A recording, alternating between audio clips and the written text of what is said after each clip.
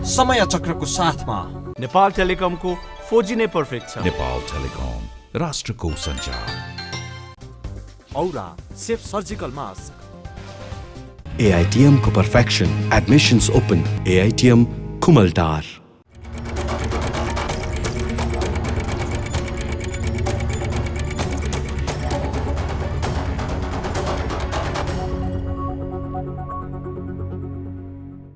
दर्शकवृन्द नमस्कार, समय चक्रमा यहाँलाई हार्दिक स्वागत छ। म विक्रम श्रेष्ठ। पशुपति क्षेत्रमा महाशिवरात्रि धुमधाम भव्य र सभ्य रूपमा मनाउने प्रयास यसपटक पनि भयो र यसपटक पनि व्यवस्थापन विगतमा झैं भद्रगोल नै देखियो। विगतमा जस्तो भारतीय साधु बाबाहरू पशुपतिमा थिएनन्। कोभिड-19 महामारीको प्रभावका कारण दर्शनार्थीहरूको चाप कम होला भन्ने ठानिएको थियो, तर भिडभाड लगभग उत्तिकै थियो। पशुपतिको जात्रा सिद्राको व्यापार भन्ने त नेपालमा उखानै छ। पुरानो शिवरात्रिमा सिद्रा होइन गाजाको व्यापार चाहिँ मौलाउँदो छ भन्ने चर्चा बाहिरतिर हुने गर्दछ र गाजाको व्यापार नै नभएको त होइन, तर चर्चा भए जति चाहिँ होइन रहेछ। भोलेनाथको दर्शन गाजाको व्यापार, यस्तो छ वास्तविकता।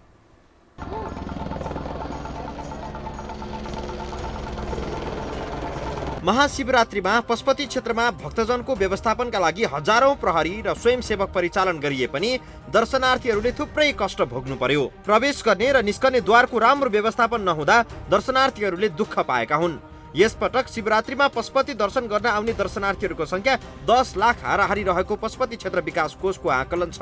लाखौं मानिसहरू 6 घण्टा भन्दा बढी लाइन बसेर नै पशुपतिको दर्शन गरे। लाइन बसेर दर्शन गर्ने भन्दा जंगल हुँदै चोर बाटोबाट पशुपति क्षेत्र पुग्नुपर्ने बाध्यतामा रहेका दर्शनार्थीहरूको संख्या ठूलो देखिन्थ्यो। त्यसरी पशुपति प्रवेश गरेका हजारौं सर्वसाधारणलाई बाहिर निकाल्न प्रहरी र स्वयंसेवकहरूलाई हम्मे हम्मे पर्यो।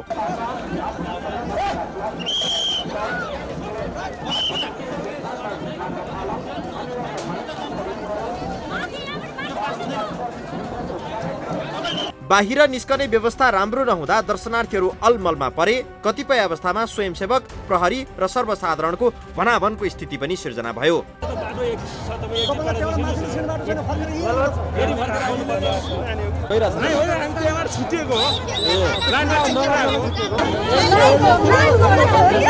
पशुपति दर्शन गर्न जानेहरू समेत लामो लाइनबाट अत्यास माने। कतिपय त पर्खाल बाँध नागेर भित्र प्रवेश गरे। भित्र पसे पनि प्रहरीले उनीहरूलाई त्यही फलामे बारबाट बाहिर निकाले। मन्दिर दर्शन गर्न सहजै जान नपाएको उनीहरूको गुनासो थियो।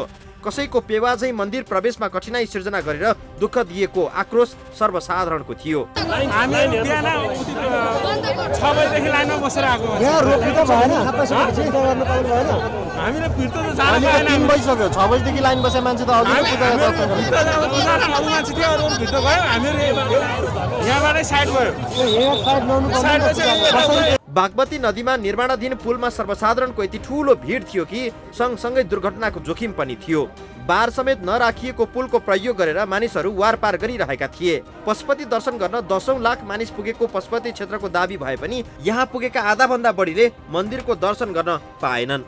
पशुपति क्षेत्र प्रवेश गरेर पनि शिवको दर्शन नगरी बाहिरै घर फर्कन विवश भए। दर्शन सबैले गर्न पाउँछ नि, लाइन बस्दा मात्रै गर्न पाउँछ कि हाम्रो चाहिँ भगवान होइन, मनमा भगवान हुन्छ के अरे।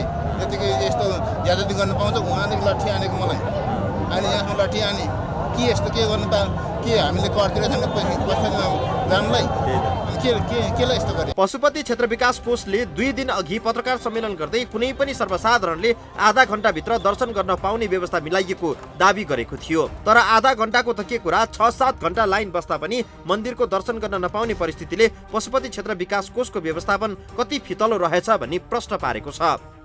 अर्को सकारात्मक कुरा चाहिँ अघिल्लो वर्ष जस्तो यस पटक पशुपति क्षेत्रमा गाजाको कारोबार भने देखिएन। प्रहरीले पशुपति आउने साधु सन्तहरूलाई केही दिनदेखि नै कडाई गरेकाले अघिल्लो वर्षहरू जस्तो गाजाको कारोबार नभएको प्रहरीको भनाइ छ। आफूले खाने बाहेक बेच्ने गरी साधुहरूले पनि गाजा नल्याएको बताएका छन्। साधुको सम्पर्कमा पुग्ने दर्शनार्थीले सेवन गर्न मागी प्रहरीलाई नभन्ने शर्तमा थोरै मात्रामा दिने साधुहरू पनि भेटिए। केही व्यापारी भने पेडामा भाङ मिसाएर बेचिरहेको पनि भेटिए। शिवजीको प्रसाद भन्दै गाजा मिश्रित पेडा बेचिरहेका थिए। दर्शनार्थीको बाक्लो उपस्थितिले चाबियलदेखि गौशाला हुँदै सिनामङ्गलसम्मको चक्रपथ ढाकिएको थियो। दिउँसो करिब 1 बजेदेखि साँझसम्म यस क्षेत्रमा सवारी साधनहरू गुड्न पाएनन्। मूलतः पशुपति क्षेत्र शिव भक्तहरूको मुख्य दर्शन स्थल हो र यही पशुपतिको दर्शन गर्न आउने दर्शनार्थीहरूलाई दर्शनका लागि सहज वातावरण बनाउने पशुपति क्षेत्र विकास कोषको योजना यस वर्ष पनि फेल खाएको छ। पशुपति क्षेत्र विकास कोषको वर्षेनीको हस्याङ फस्याङले यसपटक पनि पानी मागेन। दर्शनार्थीहरू व्यवस्थापन गर्न सधैँ हम्मे पर्छन् र यसपटक पनि यस्तै देखियो। प्रचारका लागि त 30 मिनेटमै दर्शनको व्यवस्था मिलाइएको छ भनिएको थियो, तर धेरै दर्शनार्थीहरूले 6-7 घण्टासम्म लाइनमा बस्नु परेको बताए। बाहिरी प्रचार र वास्तविक शास्ति फरक पाइयो। थप प्रसङ्गसहित हामी उपस्थित हुनेछौँ यो ब्रेकपछि।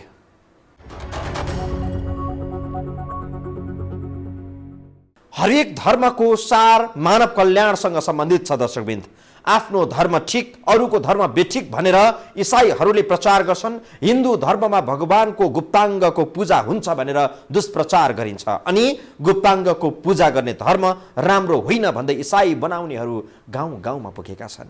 अरूको धर्मबारे निन्दा गर्नु, दुष्प्रचार गर्नु, भ्रम फैलाउनु एक प्रकारले अपराध हो। तर पनि यस्तो भइरहेको छ। शिवलिङ्गबारे पनि यस्तै भयानक भ्रम फैलाइएको छ। कतिपय हिन्दूहरू समेत यस्तो दुष्प्रचारको शिकार भएका छन्। के शिवलिङ्ग भनेको भगवान शिवको गुप्ताङ्ग नै हो त? भ्रमको पर्दा च्यात्दैछौँ यो रिपोर्टमा।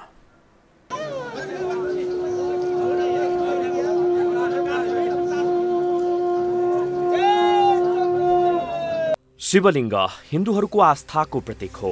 नेपाली हिन्दूहरूले पनि आदिकालदेखि शिवलिङ्गप्रति आस्था राख्दै आएका छन्। भारतमा मुगल शासकहरूको शासन र पछि अङ्ग्रेजहरूको शासन सुरु भएपछि हिन्दूहरू भगवान शिवको यौन अङ्ग अर्थात् शिवलिङ्ग पूजा गर्छन् भनेर प्रचार गरियो। नेपालमा पनि पछिल्लो समय क्रिस्चियनहरूले यौन अङ्ग पूजा गर्ने हिन्दू धर्म ठिक होइन, प्रभुको शरणमा जानुपर्छ भन्दै सोझा सिधा हिन्दूहरूको धर्म नष्ट गरिरहेका छन्।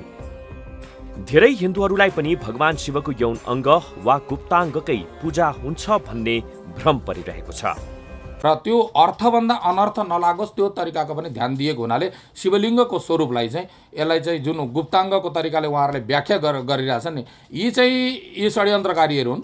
शिवलिङ्गबारे लाखौं मानिसहरूको मनमा बसेको भ्रमको पर्दा आज हामी उठाउँदैछौँ। के शिवलिङ्ग भनेको भगवान शिवको यौन अङ्ग नै हो त? यो प्रश्नको जवाफ भन्दा पहिले लिङ्ग भन्ने शब्दको सही अर्थ बुझ्न जरुरी हुन्छ। लिङ्ग भन्ने शब्द संस्कृत भाषाबाट आएको हो। यसको अर्थ हुन्छ चिन्ह वा प्रतीक वा निशान। पुरुष यौनाङ्गलाई संस्कृतमा लिङ्ग नभनेर शिश्न भनिन्छ। यो हिसाबले शिवलिङ्गको अर्थ हुन्छ शिवको चिन्ह, शिवको निशान वा शिवको प्रतीक।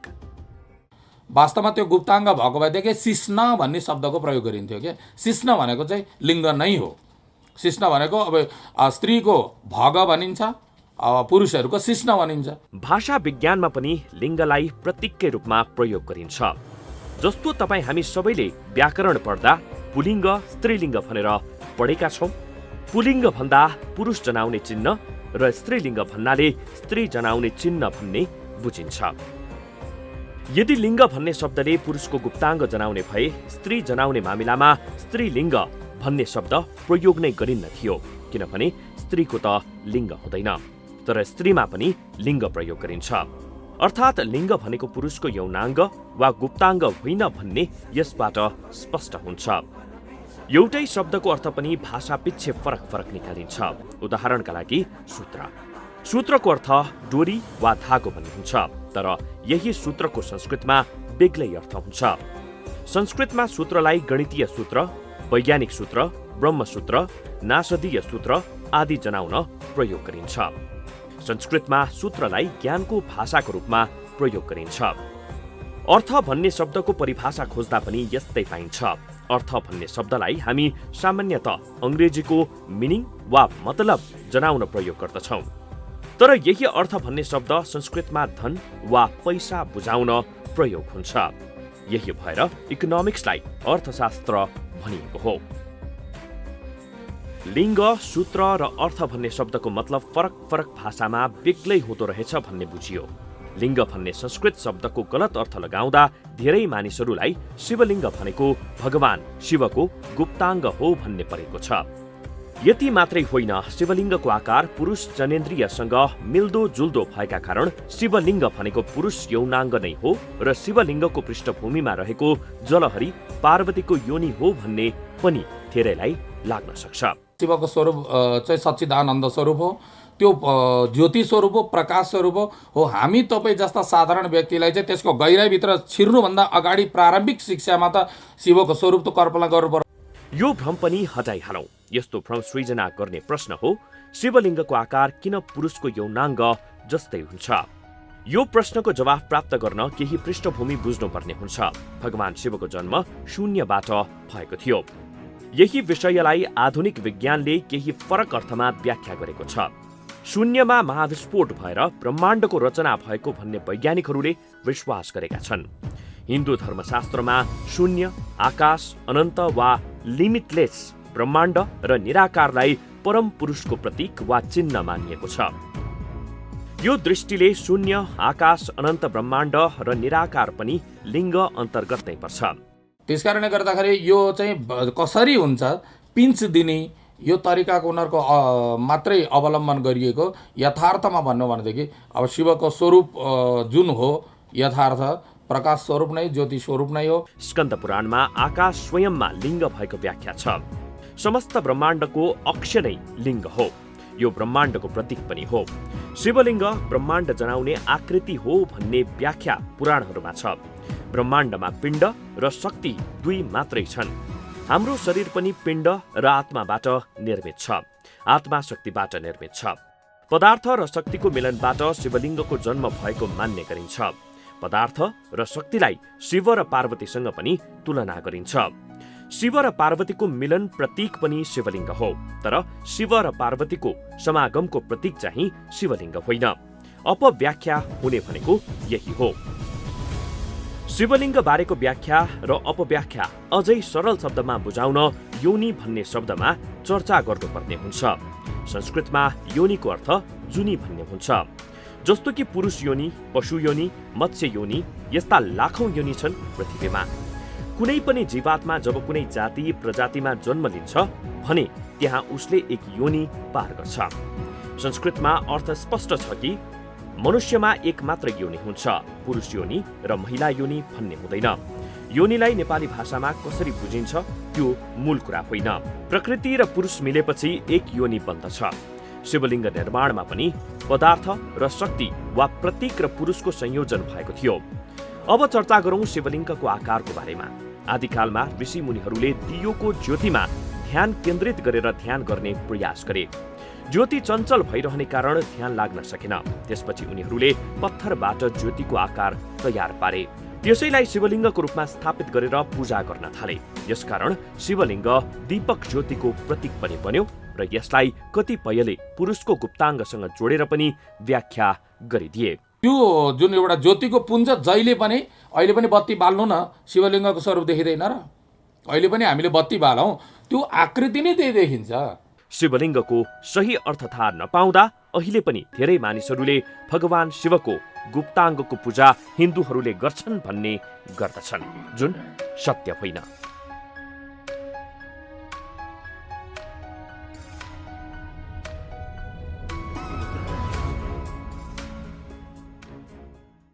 अर्थको अनर्थ लगाएर सोझा मानिसहरूलाई भ्रममा पार्ने गिरोह मुलुकमा सक्रिय छ। संविधानमा धर्मनिरपेक्षता भन्ने शब्द राखेपछि त अरूको धर्म नष्ट गर्न इसाईहरू हौसिएका छन्। अरू मानिसहरूको धर्म, संस्कृति, परम्परा नाश गर्न खोज्नेहरू खुलियाम हिँड्छन्, कार्यक्रम पनि गर्छन्।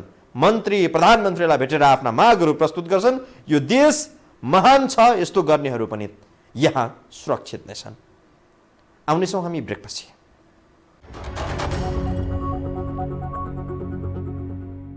धर्म वा धार्मिक पर्व उत्सवलाई पैसा सिद्ध्याउने अवसर होइन, पैसा कमाउने अवसरको रूपमा उपयोग गर्नुपर्छ। महाशिवरात्रिमा गोजीको पैसा गाँजा किनेर खाने र गोजीको पैसा रित्याउने होइन। यो पर्वमा त विभिन्न मुलुकका हिन्दूहरूलाई नेपालमा आकर्षित गर्ने र उनीहरूलाई हाम्रो सामान, हाम्रो सेवा बेचेर पैसा कमाउने गरी पर्व मनाउनुपर्छ। धार्मिक उत्सवहरूलाई पर्यटनसँग जोडेर महाशिवरात्रि मनाउनुपर्छ। यसै गरी योजना कार्यक्रम तय हुनुपर्दछ। तर यो देश चलाउनेहरूलाई बागमतीमा बगेको ढल त गनाउँदैन भने उनीहरूको अरू ज्ञानेन्द्रियहरूले कति नै काम गर्ला र।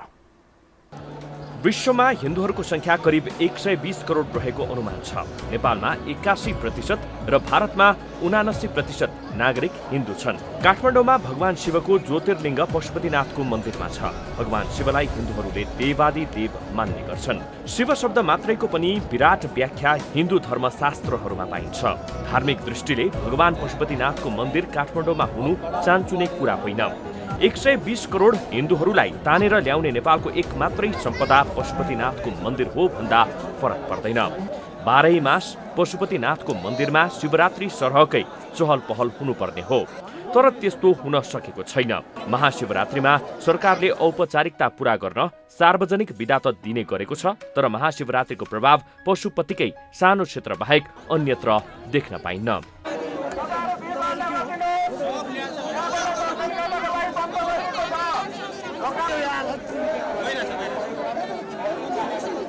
पुरानो बानेश्वरदेखि मित्र पार्कसम्म सवारी आवागमन बन्द गरिने भएका कारण आज शिवरात्रि रहेछ भन्ने थाहा हुन्छ। अन्यथा बाहिरी चहल पहल, साजसज्जा, राष्ट्रिय पर्वको रौनकता केही पनि देखिन्न। विश्वभरका हिन्दूहरूको ध्यान तान्न धार्मिक पर्यटनको विकास गर्न कम्तीमा महाशिवरात्रिमा काठमाडौँलाई शिवमय बनाउन सकिन्थ्यो। घर घरमा धार्मिक क्रियाकलापका लागि प्रोत्साहन गर्ने, गाँजामाथिको प्रतिबन्ध खोल्ने, होटल रेस्टुरेन्ट आदिलाई धार्मिक पर्यटक मैत्री बनाउने, सडक पेटी बगैँचा सफा राख्ने कामहरू गर्न सकिन्थ्यो। पशुपतिनाथ मन्दिरलाई केन्द्र मानेर यसको 5 किलोमिटर वृत्त क्षेत्रलाई झकिझकाउ गर्ने, चोक चोकमा धुनी जगाउने, रात्रिकालीन व्यापार व्यवसाय, होटल रेस्टुरेन्ट खोल्ने, धार्मिक व्यापार प्रवर्धन गर्ने जस्ता कामहरू पनि गर्न सकिन्छ। तर दुर्भाग्य त यस्तो छ कि विश्व सम्पदा सूचीमा परेको पशुपतिनाथको मन्दिर पूर्वतिरबाट बग्ने बागमती नदीमा पानी नभएर ढल बग्छ। पानी बग्नुपर्ने नदीमा ढल बग्न थालेको पनि 25 वर्षभन्दा बढी भइसक्यो।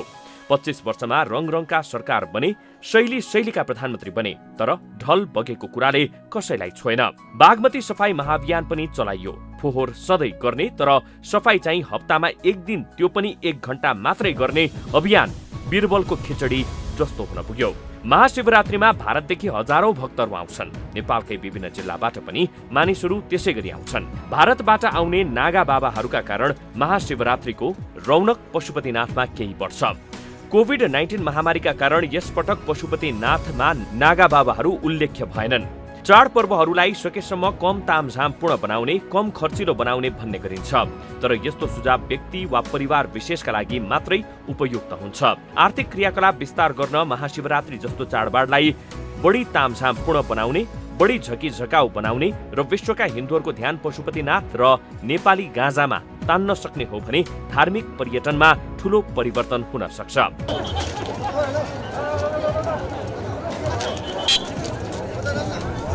सवा 100 करोड जनसङ्ख्या भएको भारतमा 79% मानिसहरू हिन्दू छन्।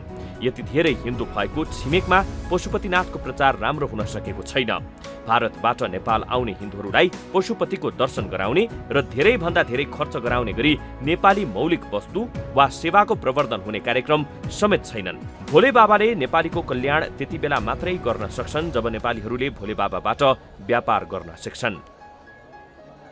पशुपतिनाथमा सुनको जलहरी राखेर मात्रै हुँदैन, पशुपति मन्दिरसम्म पुग्ने सडक कस्तो छ, त्यहाँको सरसफाई र दर्शनार्थीहरूले सुविधा पाउने गरी व्यवस्थापन भएको छ कि छैन, पशुपतिको आय सयौं कर्मचारी पाल्नका लागि मात्रै ठिक्क पो भइरहेको छ कि, यस्ता तमाम विषयहरू छन् नै। विश्व सम्पदा सूचीमा परेको पशुपतिको मौलिकता जोगाइरहने चुनौती एकातिर छ भने अर्कोतिर यो सम्पदामा पर्यटक तान्ने चुस्त योजना बनाउनु पर्ने अर्को चुनौती छ। हामी यति चाहिँ भन्न सक्छौँ कि आर्यघाटमा राष्ट्रिय गान बजाएर चाहिँ पर्यटन प्रवर्धन हुन सक्दैन। आजलाई समय चक्र यति नै। समय चक्रका साथै यस टेलिभिजनका सम्पूर्ण समाचार बुलेटिन कार्यक्रम यो टेलिभिजन.com, यो खबर.com, युट्युब र फेसबुकमा पनि पढ्न र हेर्न सक्नुहुनेछ। मोबाइलमा यो टिभी एप डाउनलोड गरी हामीलाई प्रत्यक्ष हेर्न सक्नुहुनेछ। आजलाई बिदा दिनुहोस्। नमस्कार।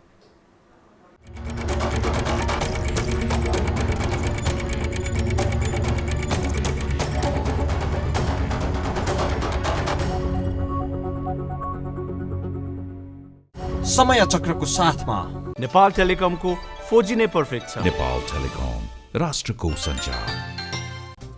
औरा सेफ सर्जिकल मास्क।